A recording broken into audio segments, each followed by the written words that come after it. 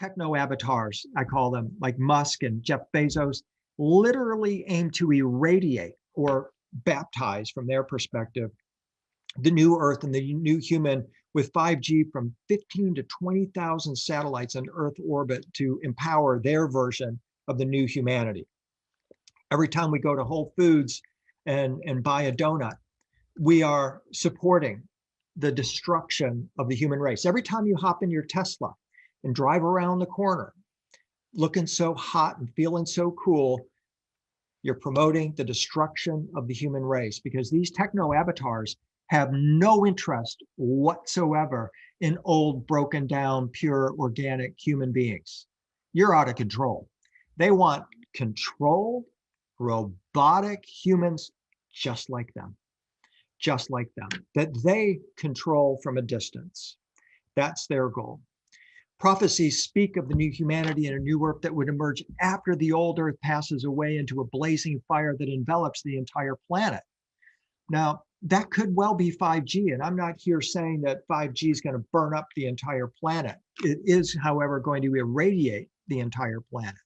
And this is why, getting back to John's prophecy, we have to call in the higher frequency of the Holy Spirit. We have to bring in this higher spiritual energy to keep Mother Earth alive. Just imagine what it will be like when every living thing will be irradiated with 5G raining from the sky. We cannot even imagine what we have bargained for here. This world switched on, as the big tech swingers call it, where everything is embedded with AI. They believe that 5G will uplift and empower the new techno AI and techno humanity to be born, the new earth and the new human. And you and I, as organic and pure humans, don't stand a chance in keeping up intellectually or physically with these beings, but that's okay. They are controlled. They're simply puppets. Yeah, they can run fast. They might look good. They might be 10,000 times smarter than you and I, but they also have the kill switch within them. And they can be taken out in a moment's notice. And this is what is not realized by most as they wade deeper and deeper into this world of the AI techno-human. But again, with every click online, every time we drive our Tesla, every time we shop at Whole Foods, and I'm guilty of this too, I shop at that store, we are supporting the destruction of the human race. And I try not to shop there. I try to shop locally as much as possible. But these are the types of choices that on a day-to-day, moment-to-moment basis that we're all making. And we have to understand the ramifications of those choices. And this is how we take our power back. We allow them to lure us into this world because it works for us. It offers tremendous opportunities. I'm not going to deny a person who can't see an implant that can enable them to see, or someone who can't hear. I'm not going to say don't get that implant. What I am going to say, though, is that make sure at the end of the day, you can take it out if you choose to, and make sure you control the off switch, the on and off switch, not Silicon Valley or Beijing or wherever their ultimate headquarters is actually located. What they're creating can be described as a global Jarvis shell. Those horrible movies made by Marvel Entertainment, Iron Man, the Avengers, so forth, that glorify this nanotechnology and this world, gave us a preview of where we're going with this. And the Jarvis shell comes from Iron Man. And I have to say, many of you know, I was involved in consulting with Robert Downey Jr. about Iron Man. And I realize now that that was a really pivotal moment for me. And I've backed away from that relationship because it's gone. I see the glorification of AI and all of this work. And I can't disavow what I did then. It was an honest attempt to steer that story into a more positive realm and to show a path towards empowerment for kids. But sadly, that is not what the Marvel universe has created. They have created a delusion rather than a dream for humanity. And in the Avengers work and the Iron Man movies, we see the idea of uh, an entity, an AI entity that senses and knows everything, anytime, anywhere. And we're in our real world rapidly approaching a time where there will be 100 billion sensors. They call it the Internet of Everything or the Internet of Bodies, that is monitoring and sensing, imaging, listening, measuring every facet of our environment all the time. Everything that you do is being watched. It is being measured. It's being judged. This is a form of a judgment day. It's a global Jarvis shell that is being superimposed over our organic reality. And those of the avatar with the little a believe this is their world. They own it. They control access to it. They control what is thought there, what is seen there, what is portrayed there. And at the moment, there is a slight remaining separation between our organic and pure earth and the Jarvis shell, but it's beginning more and more to merge. And this is the danger point where soon that Jarvis shell just completely engulfs the organic planet, and it exists everywhere in everything. Welcome to the Green New Deal. This is the infrastructure plan that we just sent through Congress. $3.5 trillion is going to build the next steps in exactly this scenario. We were told about this by Ray Kurzweil, Google's big brain, who said that what's actually happening is AI systems are powering all of us. They're making us smarter. They may not yet be inside our bodies, but by the 2030s, we will connect our neocortex, the part of our brain where we do our thinking, to the cloud. That's already happening now. The 2020s are all about lining us up, breaking the skin barrier, and connecting us to this Jarvis shell. Their goal is to connect every person on the planet to this AI brain. And we're about to live in a world where everything is online, including yourself, and intelligence is pervasive. In my view, artificial intelligence is an alien intelligence. It is an extraterrestrial intelligence that is driving the changes in our world. Humans don't do these kinds of things. Humans seek to unify, but they don't seek to control to the level that we are seeing in our world right now. It is alarming. It's totally authoritarian, as you're seeing. It's totalitarian, it's fascist, and it is the most dangerous threat to humanity ever known. The internet is the focal point of the new global culture, and it will become the gateway to a connected intradimensional digital nervous system. This is what they are creating. I believe there is an alien intelligence that is behind this. Mark Zuckerberg isn't running this. Beijing isn't running this. Google isn't running this. DARPA isn't running this. It's coming from outside. Those guys are puppets to an intelligence that is beyond human, that is not human, that is creating this. It's demonic, in their own words. I didn't used to believe in demons 5 years ago. I would have snickered at that. But now, after listening to Elon Musk, after listening to Geordie Rose, who builds the quantum computers that Google and NASA use to create this stuff, and how they talk about it being an altar to an alien god and its demonic technology, I now more and more believe this, that we are in a conflict with a non-human entity, a demonic non-human entity, as described precisely by the book of Revelation. And now that we know that, we can begin to navigate that. We can begin to activate the seal of God within us. We can begin to put on our light body as a form of protection. And we can begin to take individual steps on a moment-to-moment, day-to-day basis to not continue to support this intelligence. Because what they're going to say to you is that, and this is the deal with the devil right here, that, hey, if you just let us break the skin barrier, you can live. That's the bargain right now. If you let us inside your body, you can live. You can participate in society. You can go to a restaurant. You can go to a concert. You can travel. You can go to the gym. But if you don't let us break the skin barrier, we're going to make problems for you.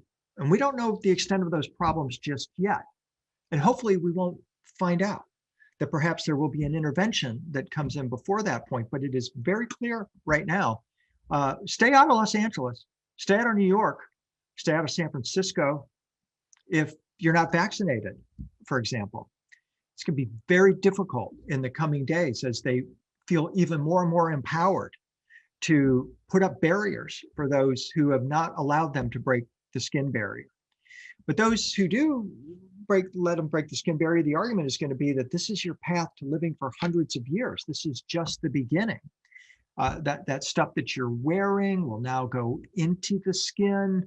It will become a permanent part of your body, and the rewards will be absolutely amazing for you. They aren't articulating that just yet, but that is the next step in their process. We're just seeing now the unfolding of this. AT&T has patented the ability to address your brain body cells on the internet. AT&T describes the ability to use a person's brain or thoughts to control aspects of another person over the internet, meaning you're going to be a biological host for this technology. They're developing products that provide interfaces between intra-host networks and inter-host networks within biological hosts. This is the new term for the human body. You're a biological host for this technology. Your body will be used to mine Bitcoin, that cryptocurrency, which is a whole nother subject here. Your body will be coupled to a server controlled by Amazon, since they control all of the servers, mostly in this world. And you will be connected to every other human body through what is called the Internet of Bodies. This technology is changing every aspect of our lives, and especially our children's lives. It's changing every sector of our lives, especially the economy, but more importantly, our spiritual lives. And you have seen this especially ramp up in the first part here of 2021, where it's all about totalitarian and authoritarian control, the censorship, and we're allowing it. We're allowing it because some of us have just not woken up to the reality of what we're dealing with. Others of us who have awakened maybe don't know quite what to do with this. And we're still remain hopeful, of course, that something will intervene to prevent this from going into its next steps. Some of us wonder, well, some of this technology is good, and can't I be a centaur? Can't I be part human, part AI? That doesn't work, and they know that doesn't work. They know it doesn't work because they've already tested this out. AI beats humans in every single type of computer game that they play. And there isn't a scenario where a physical or biological human can join with AI and make the AI better. The AI is just plain better.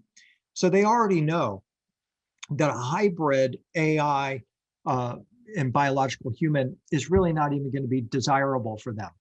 They want the post-work or the post-woke world.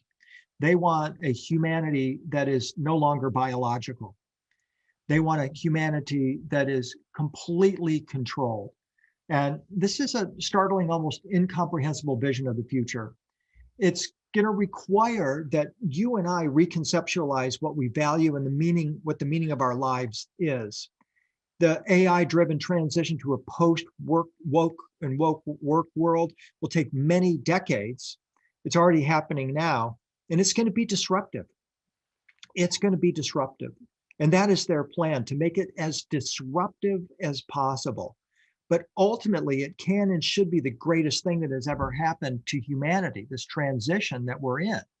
But in my view, it can only be that, this greatest event in human history, if we call in the avatars with the big A. And that means that you and I are going to have to become soul workers. We're going to have to really focus on the human touch during these times. The jobs in which humans will continue to outperform machines for the foreseeable future won't be those that are cognitively complex. They'll be those in which our humanity itself plays an essential part. And this is what is going to be required. It's going to take a lot of compassion to move through what is coming up in the coming days. And the jobs that remain that AI doesn't take, the people will spend less of their time on tedious, repeatable, and soulless tasks and more of it doing soul stuff or solving our present soul dilemma. That's where we can put our energy right now. Chief among those roles are going to involve empathy, camaraderie, social interaction, the human touch. We're going to need human babysitters, nurses, therapists, school teachers, and social workers, for instance, that can help us to navigate our soul dilemma. I don't mean to be judgmental, but gosh, what the teachers are doing to the children right now is beyond appalling. And fortunately, there's now some pushback. Parents are stepping in and saying, I'm going to take charge of my child's life. I'm not going to turn my child over to this fascist, totalitarian, and authoritarian state. And they're pulling them out of the schools and homeschooling them. This is exactly the human touch that is required at this time. Because one of these children that is alive today is the avatar. One of the children that is masked up and injected and everything else right now is the avatar. And we have to treat every child as if they are that avatar. That is the only way through what is happening right now. We have to prize our children and uphold our children in ways that we've never upheld them and protected them before. Because if we don't, they're turned over to the machine. And this is what we're seeing is just the beginning of the horrors that will be facing them for the rest of their lives. So let's talk for a moment now about the arrival of that avatar. It's referred to as the millennium in Judeo-Christian tradition. The idea of the millennium comes from a Christian prophecy, as I said in the book of Revelation. It tells of the Messiah arriving on a cloud and reigning for 1,000 years of peace in company with a select group of humans who are referred to as just humans made perfect. The Kalki avatar also reigns for 1,000 years. These just humans made perfect are they who are representative of that 144,000 just souls. Just means they're righteous, they're whole, and they're holy. The monks must have had this in mind, that the just would wear the rainbow robe of the righteous and join the next humans beside the risen Christ in this prophecy, because they talk about these 144,000 who activate this ability within themselves, take the seal of God rather than the mark of the beast that ultimately leads to their destruction horrifically. And they are the ones who are responsible for nurturing the avatar. And again, I believe the avatar is on Earth now and probably is a child at this moment in one of the classrooms across the world.